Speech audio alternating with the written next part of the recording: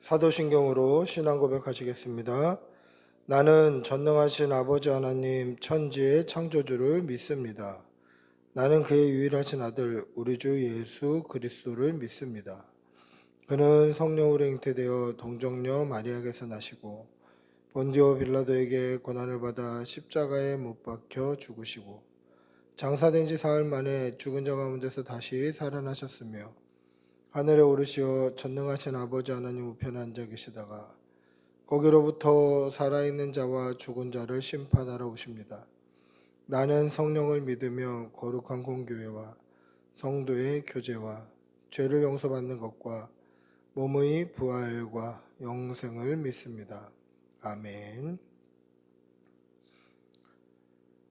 사랑의 아버지 하나님, 오늘도 좋은 날 주시고 우리에게 생명 주시고 주의 말씀 앞에 설 수 있게 건강 허락해 주시는 애 감사합니다. 오늘 사무엘상 3장 4장을 통하여서 하나님의 음성을 듣게 하여 주시고 또 그 말씀을 들은 대로 또 그 말씀이 우리에게 명하시는 대로 아멘하며 순종하며 믿음의 삶을 살아낼 수 있도록 인도하여 주시옵소서. 하루하루 우리의 삶이 정말 믿음 안에서 신실한 성도의 삶이 되게 하여 주시고 주의 말씀을 쫓아 사는 것이 우리의 기쁨이 되며 우리의 삶의 즐거움과 평안이 될 수 있도록 은혜 내려 주시옵소서. 그리하여서 주의 말씀을 살아가는 것이 하나님을 더 사랑하는 일이고 하나님께 더 마음을 쏟는 일임을 잊지 말게 하여 주시고 날마다 믿음 안에서 말씀 안에서 살아가는 것이 우리의 기쁨이 되게 하여 주시옵소서. 간절히 바라옵고 우리 주 예수님의 이름으로 기도드리옵나이다. 아멘. 하나님의 말씀 함께 보시겠습니다. 사무엘상 3장 4장 말씀입니다.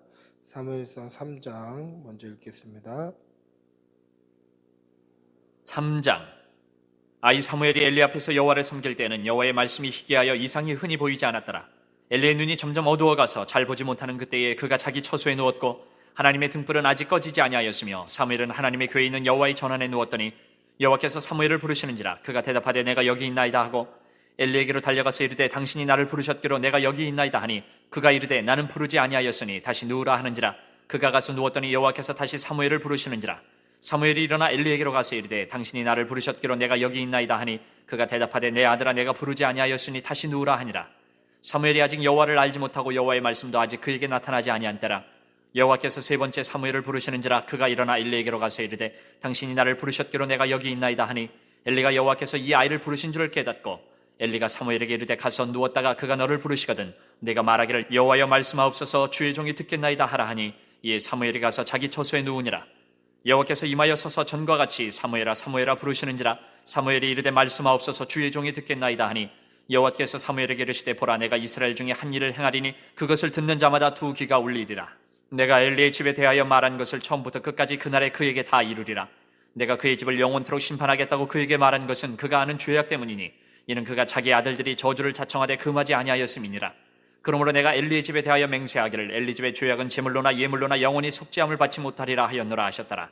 사무엘이 아침까지 누웠다가 여호와의 집의 문을 열었으나 그 이상을 엘리에게 알게 하기를 두려워하더니 엘리가 사무엘을 불러 이르되 내 아들 사무엘아 하니 그가 대답하되 내가 여기 있나이다 하니 그가 이르되 내게 무엇을 말씀하셨느냐 청하노니 내게 숨기지 말라. 내게 말씀하신 모든 것을 하나라도 숨기면 하나님이 내게 벌을 내리시고 또 내리시기를 원하노라 하는지라. 사무엘이 그것을 그에게 자세히 말하고 조금도 숨기지 아니하니 그가 이르되 이는 여호와이시니 선하신 대로 하실 것이니라 하니라. 사무엘이 자라매 여호와께서 그와 함께 계셔서 그의 말이 하나도 땅에 떨어지지 않게 하시니 단에서부터 부엘세바까지의 온 이스라엘이 사무엘은 여호와의 선지자로 세우심을 입은 줄을 알았더라. 여호와께서 실로에서 다시 나타나시되 여호와께서 실로에서 여호와의 말씀으로 사무엘에게 자기를 나타내시니라. 아멘. 4장. 사무엘의 말이 온 이스라엘에 전파되니라. 이스라엘은 나가서 블레셋 사람들과 싸우려고 에베네셀 곁에 진치고 블레셋 사람들은 아벡에 진쳤더니 블레셋 사람들이 이스라엘에 대하여 전열을 벌이니라. 그 둘이 싸우다가 이스라엘이 블레셋 사람들 앞에서 패하여 그들에게 전쟁에서 죽임을 당한 군사가 4,000명 가량이라. 백성이 진영으로 돌아오매 이스라엘 장로들이 이르되 여호와께서 어찌하여 우리에게 오늘 블레셋 사람들 앞에 패하게 하셨는고 여호와의 언약궤를 실로에서 우리에게로 가져다가 우리 중에 있게 하여 그것으로 우리를 우리 원수들의 손에서 구원하게 하자니 이에 백성이 실로에 사람을 보내어 그룹 사이에 계신 만군의 여호와의 언약궤를 거기서 가져왔고 엘리의 두 아들 홈니와 비느하스는 하나님의 언약궤와 함께 거기에 있었더라. 여호와의 언약궤가 진영에 들어올 때에 온 이스라엘이 큰 소리로 외침에 땅이 울린지라.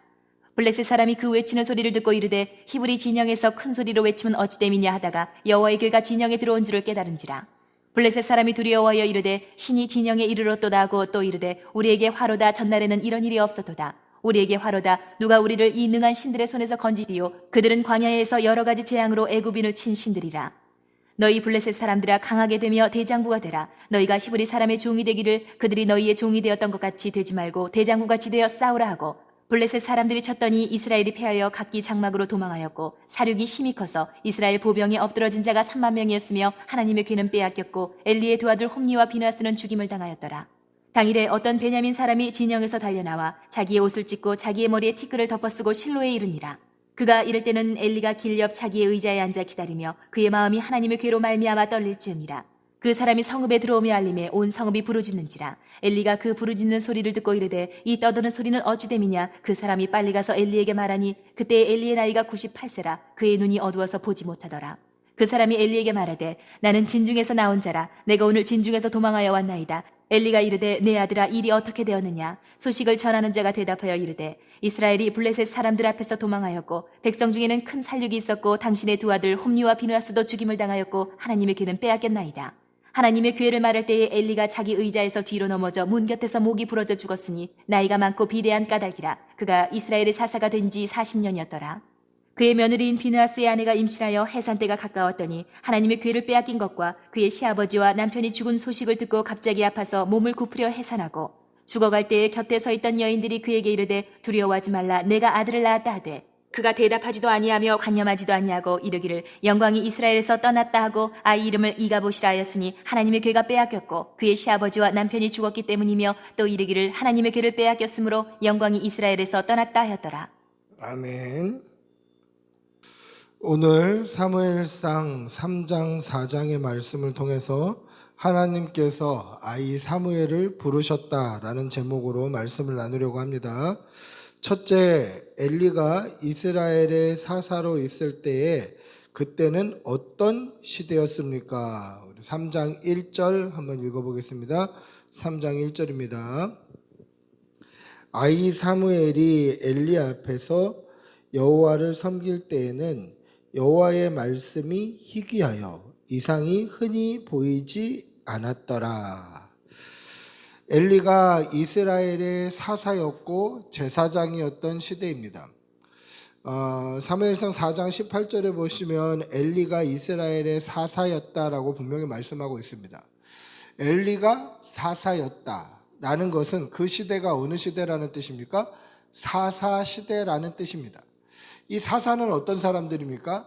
하나님께서 백성의 지도자로 하나님이 세우신 하나님의 일꾼, 하나님의 세우신 하나님의 언약의 리더들입니다. 이게 사사예요. 사사는 그 이전에도 이후에도 없었던 직분이죠. 이 사사는 사사시대에만 활동했고 이후에는 왕정시대로 넘어갑니다.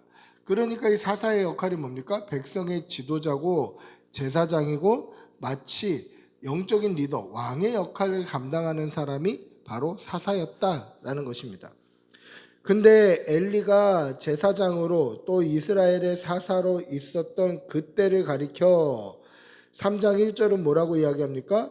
여호와의 말씀이 희귀하여 이상이 흔히 보이지 않았더라 라고 말씀합니다. 여러분, 왜 여호와의 말씀이 희귀하고 이상이 흔히 보이지 않는 시대가 되었을까요? 엘리가 이스라엘의 사사로 있을 때는 온 나라가 평안하고 하나님의 말씀을 잘 듣고 순종하고 하나님의 뜻을 온전히 깨달아서 하나님의 말씀이 선포되지 않아도 잘 어떻게 보면 나라가 하나님의 뜻대로 돌아가던 그 시기였기 때문에 하나님의 말씀이 희귀하고 이상이 보이지 않아도 되는 때였습니까? 그렇지 않습니다. 여러분, 유대인들이 가장 존경하는 왕이 누굽니까? 지금까지도 유대인들은 다윗이 치리하던 때 이 다윗 왕을 굉장히 존경해요. 근데 다윗이 치리하던 그때에도 하나님의 말씀은 굉장히 민감하게 선포가 되었어요. 말씀을 읽어보시면 다윗이 치리하던 그때에도 하나님께서는 여러 선지자들을 통해서 또는 다윗 왕에게 직접 하나님의 말씀을 굉장히 자주 많이 말씀하셨고, 다윗은 늘 하나님께 물어보는 사람이었어요. 하나님께 물어보고 기도해서 하나님께 응답받은 대로 행하고, 그로 인해서 하나님께서는 다윗이 어디를 가든지 형통케 하셨단 말이에요. 그러니까 하나님의 말씀이 굉장히 민감하게 선포됐던 시기가 언제냐? 다윗이 왕으로 있었던 시기예요. 그러니 다윗이 왕으로 있었던 시기는 지금 엘리가 제사장으로 있었던, 이스라엘 사사로 있었던 이 시기보다 더 평안한 시기였는데 하나님의 말씀이 굉장히 민감하게 선포됐었단 말이에요. 그런데 오늘 이 엘리가 이스라엘의 사사로 또 제사장으로 있었던 이 시대는 3장 1절에 여호와의 말씀이 희귀한 시대고 하나님의 그 이상이 흔히 보이지 않던 시대가 되었다라는 거예요. 여러분, 다윗이 치리하던 시대보다 이 엘리가 치리했던 이 시대가 더 영적으로 부흥했기 때문에 하나님의 말씀과 이상이 보이지 않아도 하나님의 뜻대로 잘 그렇게 역사되고 인도되어 가고 그랬던 시기입니까? 그게 아니에요. 그렇지 않잖아요. 그런데 왜 엘리가 치리하던 이때가 여호와의 말씀이 희귀하고 이상이 흔히 보이지 않는 시대가 되었을까? 그 이유는 엘리가 이스라엘의 사사, 즉 백성들의 영적인 지도자였고 제사장이었어요. 백성들을 하나님께로 인도해야 될 사명을 감당하는 제사장이었다는 거죠. 그리고 하나님의 말씀을 듣고 백성들에게 선포해야 되는 사람이 누구입니까? 엘리예요. 근데 하나님의 말씀이 희귀한 이유는 뭡니까? 하나님의 말씀을 듣고 깨닫고 그 말씀을 백성에게 전달해야 될 엘리가 하나님의 말씀을 듣지 않았다는 거예요. 그리고 하나님께서 리더를 통해서 이상과 이적과 기사와 하나님의 뜻과 행적들을 나타내셔야 되는데 그가 영적으로 깨어있지 않으니까 엘리를 통해서 하나님이 말씀하실 수도 없었고 이상을 보이실 수도 없었던 시대였다는 거예요. 그래서 하나님의 말씀을 들어야 되고 하나님의 이상을 분별해서 사람들에게 전파하고 나타내야 될 사람이 하나님의 말씀을 듣지 않고 하나님의 역사하심을 나타내지 않다 보니까 그 엘리라는 사사, 엘리라는 제사장이 치리하던 그때는 그 사람 때문에 여호와의 말씀이 희귀하고 이상이 흔히 보이지 않는 시대가 되어버린 거예요. 하나님의 말씀을 들어야 될 사람이 하나님의 말씀을 듣지 않는 거예요. 하나님의 역사하심을 그 사람을 통해서 나타내야 되는데 영적으로 깨어있지 않았다라는 거예요. 하나님이 일하실 수 없는 거예요. 하나님의 말씀이 역사되지 않고 하나님의 이상과 이적이 역사되지 않는 시대는 누가 만들었냐? 하나님의 말씀에 깨어있고 하나님의 일하심에 깨어있어야 되는 엘리가 하나님께 집중하지 않고 있어서 엘리로 말미암아 하나님의 말씀이 희귀한 시대, 하나님의 이상이 흔히 보이지 않는 시대가 돼버린 거예요. 누구 때문에 그렇습니까? 하나님의 음성을 듣고 하나님의 뜻을 헤아리고 하나님의 역사하심이 그 하나님이 세우신 리더, 사사, 제사장을 통해서 이 땅 가운데 실현돼야 되는데 그걸 하지 않고 있었던 거예요. 영적으로 나태해졌던 거죠. 근데 한번 생각해 보십시오. 하나님의 말씀이 선포되고 하나님의 이상이 보이는 것은 이 엘리가 제사장일 때만 필요했던 건가요? 아니면 사무엘이 다시 이스라엘의 사사가 되고 또는 다윗 왕이 하나님 앞에 신실한 왕이 되었을 때 그럴 때만 하나님의 말씀과 이상이 보여야 되는 때인가요? 그렇지 않아요. 오늘날 우리가 살아가는 이 시대 역시 성경에서 나와 있는 이런 하나님의 말씀이 온전히 선포되고 하나님의 뜻과 하나님의 계획이 성도들, 믿음의 사람을 통해서 이 땅에 실현되는 이상으로, 몽조로, 하나님의 비전으로, 역사하심으로 보여야 되는 시대예요. 오늘 우리가 사는 시대도 동일하단 말이에요. 그런데 보세요. 오늘 세상을 돌아보면, 아니 세상까지 안 가더라도 이 한국 기독교만 돌아봐도, 이 한국 교회만 돌아봐도 하나님의 말씀이 정말 아버지 뜻대로 온전히 선포되고 있습니까? 하나님의 사람들을 통해서 하나님의 이상과 하나님의 이적과 하나님의 기사와 하나님의 역사하심이 그대로 드러나고 있나요? 그렇지 않잖아요. 그렇지 않잖아요. 제가 이 말씀을 준비하면서도 저를 많이 돌아보게 되었어요. 너는 그렇게 살고 있니? 라고 돌아보면 정말 그렇게 살려고 노력하는데 잘 안 될 때가 너무 많아요. 너무 많아요. 수도 없이 많아요. 그렇게 살려고 여러분들 앞에서 내가 이런 말씀을 온전히 선포하기 위해서라도 나는 그렇게 살려고 부단히 노력하고 있는데도 불구하고 그렇게 못 살 때가 너무 많아요. 너무 많아요. 너무 많아요. 이런 고민조차 안 하는 성도들이 수도 없이 많다는 거예요. 여러분, 사역자들을 통해서만 하나님의 말씀이 선포돼야 됩니까? 사역자들을 통해서만 하나님의 이상이 이 땅 가운데 실현돼야 됩니까? 아니잖아요. 모든 성도를 통해서 살아계신 하나님의 말씀이 선포될 수 있고 그것으로 말미암아 한국 교회와 기독교와 이 땅에 있는 주의 백성들이 소금처럼 빛처럼 살아낼 수 있는 거예요. 근데 그렇게 보이냐는 거죠. 오늘날 이 시대가 그렇게 보이지 않는 거예요. 소금처럼 빛처럼 살아야 되는데 맛을 잃어버리고 빛을 잃어버린 시대를 살고 있다는 거예요. 그럼 어떻게 해야 됩니까? 남들 다 그렇게 사니까 우리도 그냥 그렇게 대충 살아도 되나요? 그렇지 않더라는 거예요. 하나님께서는 지금도 사무엘처럼 하나님의 말씀에 귀 기울이고 하나님의 뜻이 그 사람을 통해서 이 땅 가운데 실현될 만한 믿음의 사람을 지금도 찾고 계시는 거예요. 엘리가 그렇게 살지 못했기 때문에 하나님께서 사무엘을 찾으셨던 것처럼 이 땅에 사무엘처럼 다윗처럼 하나님의 뜻을 실현시킬 만한 믿음의 사람들을 찾고 계시더라는 거죠.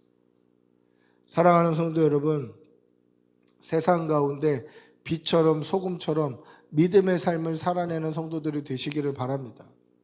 그래서 이 땅 가운데 하나님의 말씀이 온전히 선포되고 하나님의 뜻과 하나님의 계획과 하나님의 섭리가 온전히 선포되는 그러한 부흥의 날을 눈으로 목도하시는 귀한 성도들이 되시기를 축복하고 기도합니다. 두 번째, 제사장 엘리와 비교하여 사무엘은 어떤 사람이었습니까? 우리 3장 19절에서 21절 한번 읽어보겠습니다.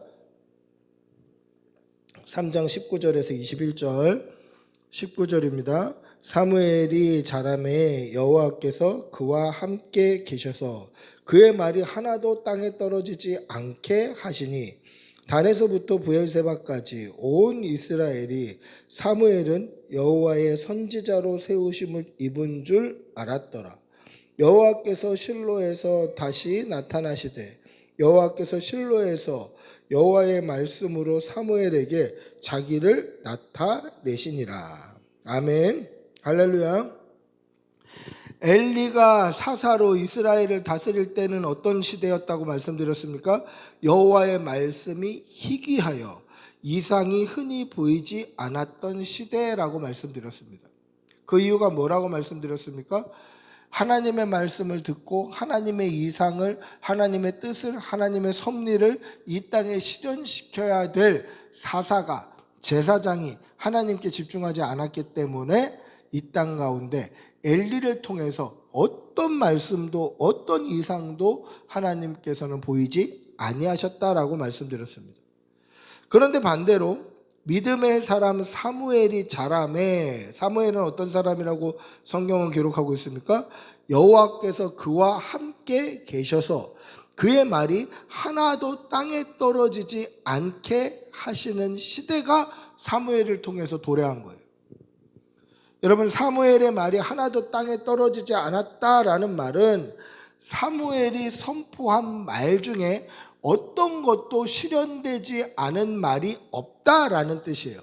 그 말은 뭐냐면 사무엘이 했던 말은 하나님께서 사무엘을 통해서 하신 말씀이고 하나님의 말씀을 대언했기 때문에 사무엘의 입에서 나온 말은 사무엘의 입을 통해서 나왔지만 살아계신 하나님의 말씀이었고, 그렇기 때문에 그 말씀은 하나도 공수표가 돼서 땅에 떨어져서 그냥 소멸되는 말씀이 아니라 하나님께서 그 말씀, 사무엘의 입을 통해서 하는 그 말을 통해서 하나님이 말씀하셨고 하나님이 역사하셨고 하나님이 실행시키셨다라는 말씀이에요. 더 쉽게 말하면 엘리를 통해서는 하나님께서 어떤 말씀을 해도 엘리가 집중하지 않았던 것도 있고, 엘리에게 얘기하셨어도 엘리가 영적으로 깨어있지 않았던 것도 있지만, 엘리를 통해서 하나님은 말씀하실 수 없었고 엘리를 통해서 하나님은 어떤 이상도 보일 수 없으셨는데, 사무엘을 통해서는 하나님께서 말씀하시면 그 말씀이 사무엘의 입을 통해서 나아갔고, 그래서 하나님의 말씀이 희귀하지 않은 시대를 만든 게 사무엘이고, 또 하나님의 말씀을 통해서 이상이 흔히 보이는 시대를 만든 게 사무엘을 통해서 그렇게 바뀌었다라는 거예요. 그러니까 영적인 전환점을 가져오는 거예요. 그 전에는 하나님의 말씀이 희귀한 시대였는데 이제는 하나님의 말씀이 사무엘의 입을 통해서 나올 때 그 말씀이 하나도 땅에 떨어지지 않았다. 공수표로 없어지는 게 아니었다. 다 실현이 되더라. 그럼 다 실현됐다는 건 무슨 뜻입니까? 이상이 눈에 보였다라는 거예요. 하나님의 말씀이 이루어지는 것을 그들이 눈으로 보았다라는 거예요. 사무엘의 입을 통해서 하나님의 말씀이 선포되었고, 사무엘의 입을 통해서 하나님의 이상과 이적과 기사가 이 땅 가운데 실현되었다라는 거예요. 즉 사무엘은 하나님이 함께 하시는 믿음의 사람이었다는 거예요. 그래서 이스라엘 최북단 단에서부터 최남단 브엘세바까지 온 백성들이 사무엘은 하나님이 세운 사람이라고 분명히 그들이 깨달아 알 수 있을 정도로, 사무엘은 하나님의 사람이지, 사무엘은 하나님이 세우신 분이지, 이렇게 그들이 엘리가 아직 살아있음에도 불구하고 단에서부터 브엘세바까지 사무엘은 여호와의 선지자라고 그들의 입을 통해서 선포했던 시대가 되었다라는 것입니다. 즉 하나님께서 엘리를 통하여서는 하나님이 침묵하셨는지 엘리가 깨어있지 못했는지 알 수 없지만 하나님의 말씀이 희귀하고 이상이 보이지 않는 시대였는데, 사무엘, 믿음의 사람 사무엘을 통해서는 하나님이 말씀하셨고 하나님의 말씀이 선포되었고 하나님의 이상과 기적과 역사가 드러나는 시대가 사무엘을 통해서 도래했다. 즉 사무엘이 태어난 것은 이 이스라엘 백성들에게는 영적인 전환점을 가져오게 된 거예요. 하나님의 뜻이 어떤지 모르니까 어떻게 해야 됩니까? 사사시대의 특징, 이스라엘 백성들이 자기 소견에 옳은 대로, 내가 옳다고 판단하는 대로, 하나님의 말씀과 상관없이 내가 옳다고 판단하는 대로 그렇게 행하던 시대였는데, 이제 하나님의 말씀이 온전히 선포되면 어떻습니까? 네가 옳은 게 아니라 하나님의 뜻이 어떠한지, 하나님의 계획하심이 어떠한지, 하나님의 섭리와 역사가 어떠하신지를 깨달을 수 있게 되는 시대가 되는 거예요. 그래서 하나님의 뜻을 분별하고 하나님의 뜻대로 살 수 있는 시대가 된 거죠. 믿음의 사람 사무엘에게는 하나님이 함께 하셨습니다. 그래서 여호와께서 실로에서 다시 나타나심으로 여호와의 말씀으로 사무엘에게 당신을 나타내신 거예요. 하나님이 이상을 보여주신 거예요. 사무엘을 통해서. 그런데 왜 실로에서 하나님이 다시 나타나셨습니까? 실로는 그 당시 이스라엘 백성들의 영적인 중심지였어요. 그곳에는 하나님의 언약궤가 있었고 이스라엘 백성들이 뭔가 하나님의 뜻을 알기 위해서는 실로에 모였고 그곳에서 하나님의 뜻을 분별했었고 그곳에서 하나님의 음성을 들어야 했어요. 그래서 실로에 하나님께서 다시 백성들을 모으시고 사무엘을 통해서 다시 하나님의 뜻을, 하나님의 말씀을 선포하신 거예요. 그런데 여호와께서 다시 역사하시기 시작한 실로에 누가 또 있었습니까? 그곳에 엘리의 두 아들 홈리와 비느하스가 있었어요.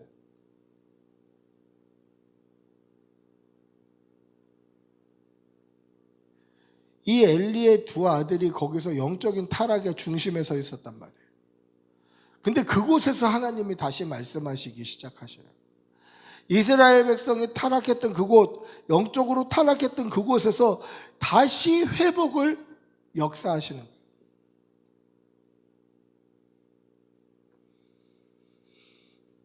하나님께서는 영적으로 타락한 그 땅에서 사무엘을 통해서 다시 영적인 회복, 부흥을 준비하고 계시더라는 것입니다. 사랑하는 성도 여러분, 부흥은 온전한 믿음의 사람 한 사람으로 시작이 되는 거예요. 사무엘 한 사람으로 시작이 되는 거예요. 거기에는 여전히 타락한 세대가 있었고 여전히 자기 뜻대로 사는, 자기 소견에 옳은 대로 사는 그 백성들이 진치고 있었지만 하나님의 뜻, 하나님의 말씀대로 사는 믿음의 사람 한 사람을 통해서 그 땅에 부흥이 시작이 되는 거예요. 오늘 저와 여러분이 사무엘처럼 온전한 믿음으로, 신실한 믿음으로 부흥의 출발점, 부흥의 시작점이 되시기를 축복하고 기도합니다. 할렐루야. 세 번째, 하나님의 말씀이 전파되었어도 여전히 자기 소견에 옳은 대로 살았다는 증거는 무엇입니까? 우리 4장 1절 2절 읽어보겠습니다. 4장 1절 2절입니다. 4장 1절 2절 시작. 사무엘의 말이 온 이스라엘에 전파되니라.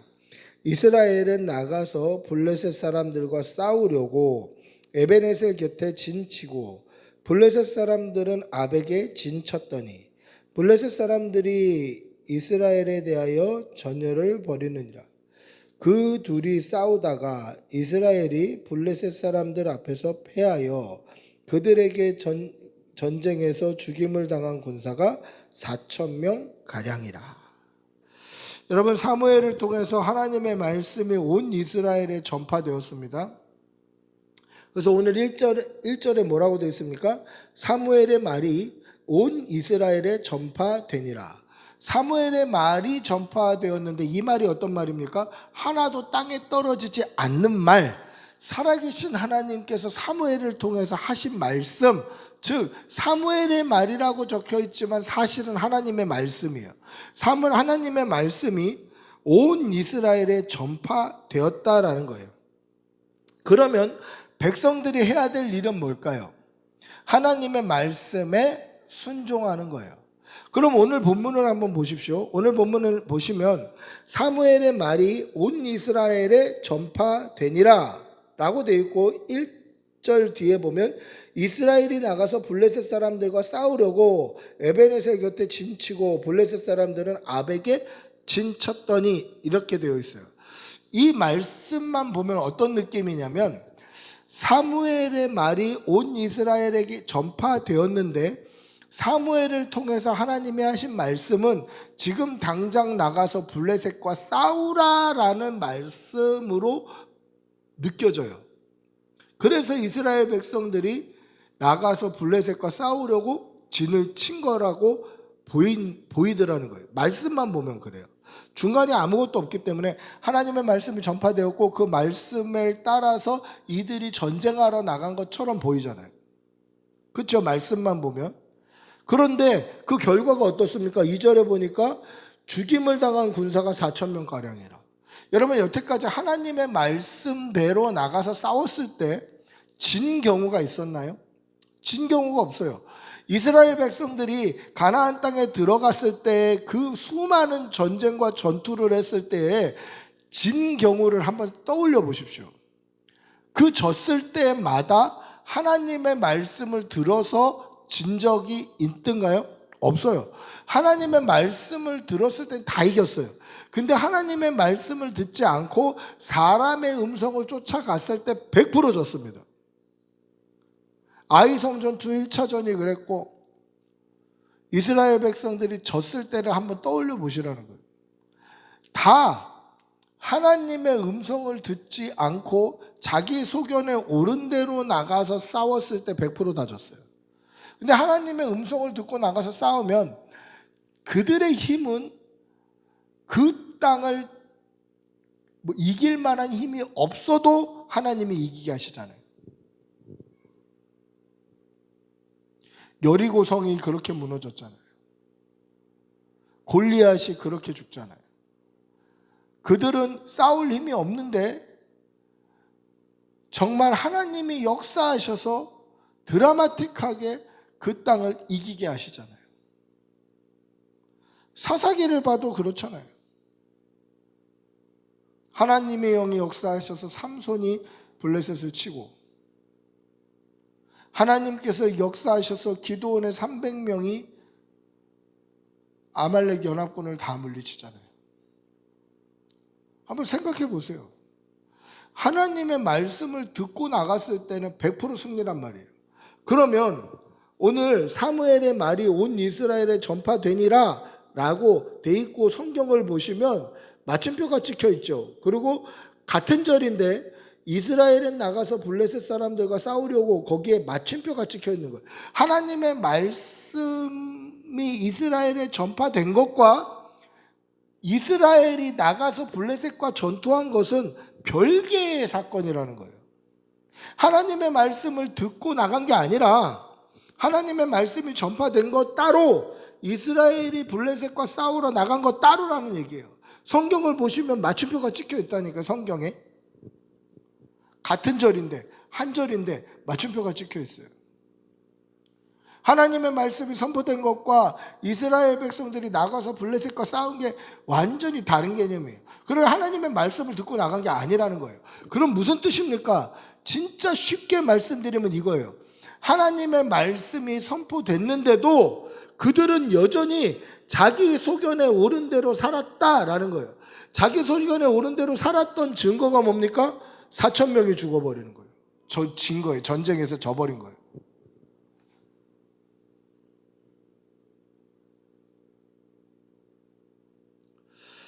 사무엘을 통해서 하나님의 말씀이 전파되었는데도 이스라엘 백성들은 여전히 자기 소견에 옳은 대로 살았지 하나님의 말씀을 듣지 않았다라는 거예요.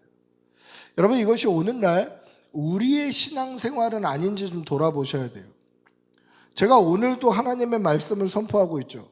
주일날도 하나님의 말씀을 선포했어요. 그러면 많이 갈 곳도 없이 이번 주일날 제가 선포한 말씀, 그 말씀 붙들고 월요일, 화요일 이틀 동안 사셨나요? 오늘은 말할 것도 없고. 이틀 동안 여러분들이 주일날 이 강단을 통해서 선포된 말씀을 듣고 그 말씀 붙들고 정말 그 말씀대로 살려고 몸부림치면서 월요일, 화요일 이틀 살아내셨냐는 거예요. 하나님의 말씀 선포된 거는 선포된 거고 마침표 딱 찍고 우리의 삶은 우리의 삶인 거예요. 이 땅을 살아가는 성도들의 자세가 이렇다는 거예요. 오늘 이스라엘 백성들과 크게 다르지 않아요. 오늘 4장 1절의 말씀과 크게 다르지 않아요. 하나님의 말씀이 사무엘을 통하여서 백성 가운데 선포되었다라고 마침표 딱 찍는 거예요. 하나님의 말씀하고 나의 삶하고는 완전히 다른 거예요. 하나님의 말씀은 선포되었어요. 아멘이죠. 그런데 마침표 딱 찍고 내 삶은 내가 알아서 살아야 되겠다는 거예요. 그렇게 살아가다 보니까 어떻습니까? 이 땅 가운데서 하나님의 말씀이 하나도 역사하지 않는 거예요. 우리 삶 가운데 하나님의 말씀이 하나도 힘을 쓰지 못하는 거예요. 하나님의 말씀이 살아서 내 삶 가운데 영향력을 끼치지 못하는 거예요. 그런 신앙생활을 하고 있단 말이에요, 우리가. 안타까운 신앙생활 아닙니까? 하나님의 말씀이 사무엘을 통해서 그 땅에 선포되었습니다. 근데 마침표가 찍혀 있어요. 그리고 그들은 블레셋과 싸우러 나간 거예요. 그러면 그 안에 뭐가 생략이 됐을까요? 하나님의 말씀이 선포되었는데도 하나님의 말씀대로 따르지 않았다라는 것이나, 아니면 하나님의 말씀은 선포되었고 그들이 그 말씀 붙들고 기도해서 하나님의 응답을 구했다라는 표현, 영적인 삶이 빠져버린 거예요. 하나님의 말씀은 그래 말씀대로 아멘이고 내 삶은 내 삶대로 소견에 옳은 대로 살아가는 거예요. 이게 오늘날 저와 여러분의 삶이라는 거죠. 그러니까 하나님의 말씀이 우리의 삶을 변화시키지 못하는, 하나님의 말씀이 우리의 삶에 영향력을 끼치지 못하는, 정말 안타까운 시대를 살아가고 있는 거예요. 사랑하는 성도 여러분, 하나님의 말씀을 하나님의 말씀으로 듣고 그 말씀 앞에 순종하고 그 말씀 앞에 내 무릎이 안 꿇어진다고 버틴다면 쳐서 무릎을 꿇려 복종하고 정말 말씀을 쫓아 살아가는 주의 백성들이 되시기를 바랍니다. 그렇게 살아야 하나님의 말씀이, 하나님의 살아계신 말씀이 좌우의 날선 어떤 것보다도 예리하고 우리의 관절과 골수를 찔러 쪼개기에도 부족함이 없는 그 말씀이 내 삶에 역사하시는 거예요. 내 삶에 영향력을 끼치시는 거예요. 그렇게 살지 못하고 하나님의 말씀은 그래 말씀이지 마침표 찍고 우리 삶은 그냥 내가 살았던 방식대로 살아야지 하면 오늘 이스라엘 백성들처럼 이 땅 가운데 패배를 피할 수 없게 되는 거예요. 제가 목사라서 세상 물정 몰라서 이런 소리 하는 겁니까? 아유 목사님, 말씀대로 살면은 세상 가운데서 얼마나 고통받고 얼마나 무시당하고 얼마나 사람들에게 불이익 당하는지 아십니까?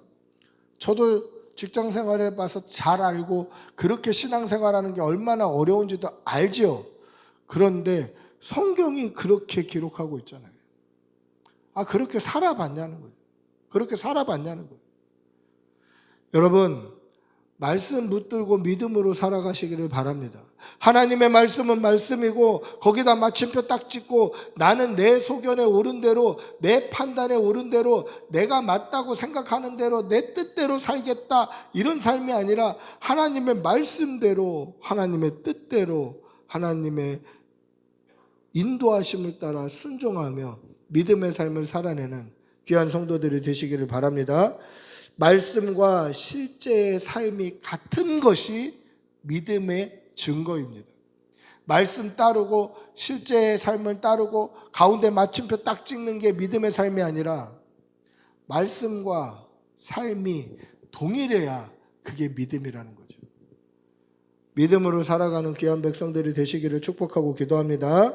마지막 네 번째, 블레셋과의 전쟁에서 실로에 있던 하나님의 궤를 전쟁터로 옮긴 이유는 무엇입니까? 4장 3절 4절 읽어보겠습니다. 4장 3절 4절 같이 읽어봅니다.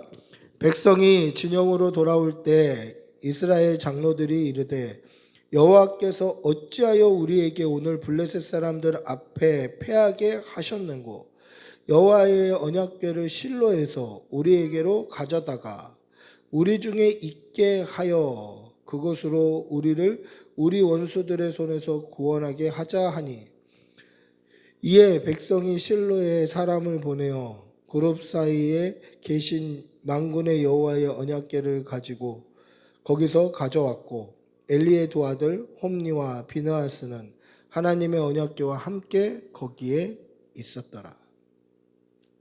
여러분, 블레셋과의 1차전 결과가 어떻습니까? 이스라엘 군대 4,000명이 전사를 합니다. 엄청나게 많은 숫자예요. 여러분 생각해 보십시오.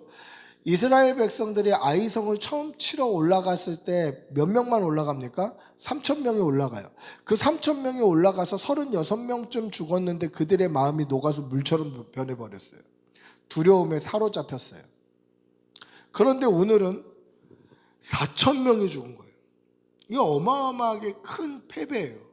근데 보세요. 왜 4천 명이 죽었습니까? 아까도 말씀드렸다시피 아버지의 말씀, 하나님의 말씀이 선포되었는데 그 하나님의 말씀이 선포된 말씀에 마침표 도장 딱 찍고 그 다음에 우리의 삶은 내 소견에 옳은 대로 살았어요. 그 결과 4천 명이 죽은 거예요. 그러면 누구 때문에 4천 명이 죽은 겁니까? 누구 때문에 패배가 온 거예요? 누구 때문에 이러한 사단이 일어난 겁니까? 자기 신들 때문에, 자기들 때문에. 하나님의 말씀에 마침표 찍고 내 소견에 옳은 대로 살았던 이 인간적인 삶의 결과가 패배라는 거예요. 그렇죠? 그런데 지금 어디다가 핑계를 대고 있습니까? 자신들의 패배의 원인을 하나님께 돌려요. 하나님께. 3절에 보시면 뭐라고 되어 있습니까? 오늘 블레셋 사람들 앞에서 왜 하나님께서 어찌해서 우리를 패하게 하셨는고? 라고 얘기해요. 아니, 자기 소견에 옳은 대로 살았으면 그 책임도 자기가 져야지. 자기 소견에 옳은 대로 살아내고 그렇게 살아가다가 삶의 실패와 절망을 맞이하게 되면 하나님 핑계를 대는 거예요. 왜 하나님이 나를 안 도와주셨냐고. 왜 하나님이 나를 보듬어 주지 아니하셨냐고. 하나님의 말씀대로 사셨어야 하나님이 책임져 주시죠. 하나님의 말씀대로 살아가셨어야 하나님께서 그 삶에 역사하시고 책임져 주시고 그 삶 가운데 하나님이 주인으로 좌정하시죠. 근데 그렇게 살아내지 않으면서 내 마음대로 살면서 하나님께 핑계를 대는 거예요. 왜 이기게 안 해주셨냐고. 왜 합격 안 시켜주셨냐고. 왜 성공 안 하게 해주셨냐고. 왜 취업 안 되게 해주셨냐고. 왜 건강 안 주셨냐고. 내 소견에 옳은 대로 살았던 결과에 대한 책임도 소견에 옳은 대로 살았던 그 사람이 져야 되는 거예요. 하나님이 책임 있습니까? 책임이 없어요. 하나님의 말씀대로 살지 않았기 때문에 하나님의 말씀이 선포되었음에도 불구하고 그 말씀대로 살지 않은 것에 대한 책임은 하나님이 져주실 수 없어요.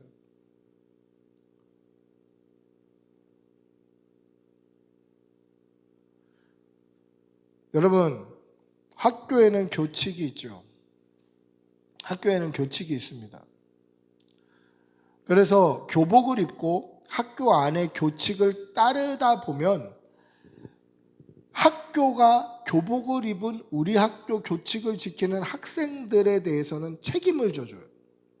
그런데 교복도 안 입고 그 학교 학생도 아니고 맘대로 사는 외부인이 학교에 들어가 있다고 해서 학교의 보호를 받을 수 있나요? 그가 학교에서 뭔가를 다쳤다고 해서 학교에서 책임져 줄 이유가 있나요? 없는 거예요. 몸만 학교 안에 있다고 해서 학교가 책임져야 될 어떤 의미도 없어요. 교복을 입고 그 학교 학생으로 학교 교칙을 지키고 그 학교에 준수하라고 했던 내용을 준수하다가 사고가 나면 학교에 책임을 짓지만 그렇지 않고 몸만 학교에 있다고 해서 학교가 책임져 줄 의무는 없다는 거예요. 상식이죠. 여호와의 말씀도 상식이에요. 하나님의 말씀이 선포됐습니다. 그럼 그 말씀대로 살아내야 되는 거예요. 그 말씀대로 순종하며 살아갈 때 하나님이 인도하시고 보호하시고 역사하시고 책임져 주시는 거예요. 그러나 하나님의 말씀에 마침표 찍고 내 삶은 내 소견에 옳은 대로 살아가다가 얻은 결과의 책임은 자기가 짓는 거예요. 심지어 그게 심판이라고 할지라도 자기가 책임져야 돼요. 그런데 그들은 패배의 원인을 하나님께 돌립니다. 왜 하나님께서 패하게 하셨는고 하면서 여호와의 궤를 전쟁터로 옮겨오게 됩니다. 자기의 소견에 옳은 대로 하나님을 자신들의 목적에 맞춰서 사용하는 거예요. 하나님의 언약궤는 하나님의 임재의 상징입니다. 하나님의 언약궤가 하나님의 뜻대로 있을 때에는 역사하심이 맞아요. 하나님의 언약궤가 하나님의 명령과 하나님의 뜻대로 여리고성을 돌 때 가장 앞장서서 돌았을 때 여리고성이 무너졌어요. 하나님의 언약궤가 하나님의 뜻대로 제사장들의 손에 들려서 요단물을 밟았을 때 요단강이 끊어졌어요. 그리고 마른 땅으로 백성들이 다 지나갈 수 있었어요. 그런데 하나님의 궤가 하나님의 뜻이 아니라 사람들의 소견에 옳은 대로 사용될 때에는 그들의 승리의 목적, 즉 마치 승리의 부적처럼, 승리의 우상처럼 여호와의 궤를 사용하고 있다는 거예요. 그 결과가 어떻게 됩니까? 그 결과를 보시면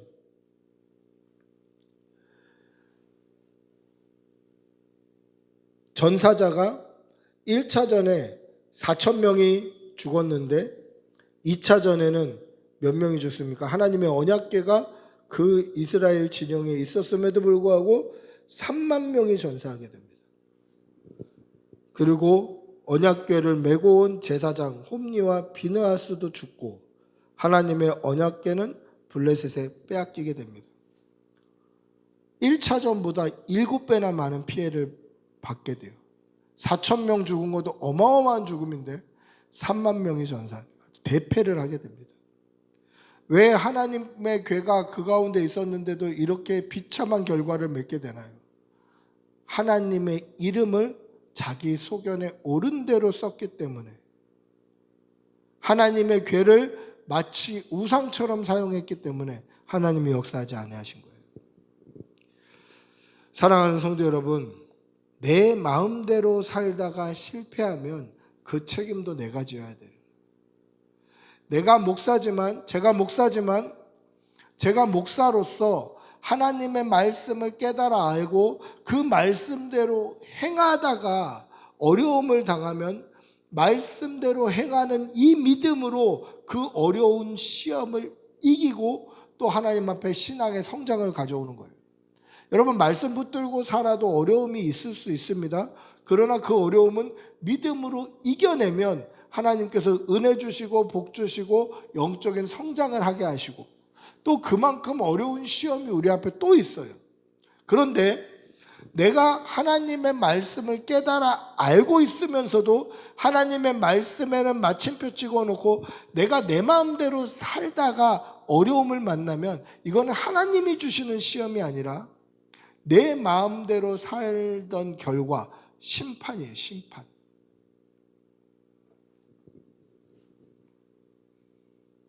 거기에 대한 책임은 내가 져야 되는 거죠. 그래서 성경은 또 예수님은 뭐라고 되어 있습니까? 뭐라고 말씀하셨나요? 슬피 울며 이를 갈미 있으리라. 왜 심판 가운데 하나님의 집에서 쫓겨난 사람들이 슬피 울며 이를 갈고 있을까요?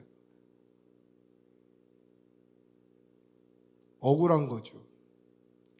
자기는 잘 믿었다고 착각하고 사는 거예요. 자기는 믿음 생활 잘하고 있었다고 착각하고 사는 거예요. 그래서 심판받는 게 억울한 거예요. 근데 이 모습이 오늘 저와 여러분의 모습이 안 되려면 우리는 하나님의 말씀대로 끝까지 말씀 붙들고 살아야 돼요. 날마다 십자가 붙들고 믿음으로 살아가는 주의 백성들이 되시기를 축복하고 기도합니다. 우리 한번 같이 기도하겠습니다. 같이 기도할 때 하나님, 우리가 우리 소견에 옳은 대로 내 뜻대로 내 마음대로 살지 말게 하여 주시고 오직 여호와 하나님을 믿는 믿음으로 하나님의 말씀에 순종하며 말씀 앞에 무릎 꿇고 살게 하여 주시옵소서. 그리하여서 우리의 삶을 하나님이 책임져 주시고 우리의 삶 가운데 역사하여 주시고 은혜 내려 주시옵소서. 우리 주님의 이름 한번 부르고 같이 기도하겠습니다. 주님 인도하여 주시옵소서. 사랑의 아버지 하나님께서 함께하여 주시옵소서. 우리의 삶 가운데 하나님 역사하여 주시고 하나님의 은혜로 하나님의 크신 일로 하나님의 그 역사하심과 섭리를 보게 하여 주시옵소서. 아버지, 내 뜻과 내 마음대로 사는 것이 아니라 또 내 소견에 옳은 대로 사는 것이 아니라 아버지 하나님의 말씀을 쫓아 살게 하여 주시옵소서. 하나님의 말씀과 나의 삶을 분리시켜서 마침표 찍어놓고 말씀은 말씀대로 삶은 삶대로 사는 것이 아니라 하나님의 말씀 붙들고 믿음으로 살게 하여 주시고 그 말씀이 우리의 삶 가운데 영향력을 끼치고 역사할 수 있도록 그 말씀을 의지하며 살아갈 수 있도록 아버지 인도해 주시고 주님 도와주시옵소서. 주님 도와주시옵소서. 아버지 함께 하여 주시옵소서.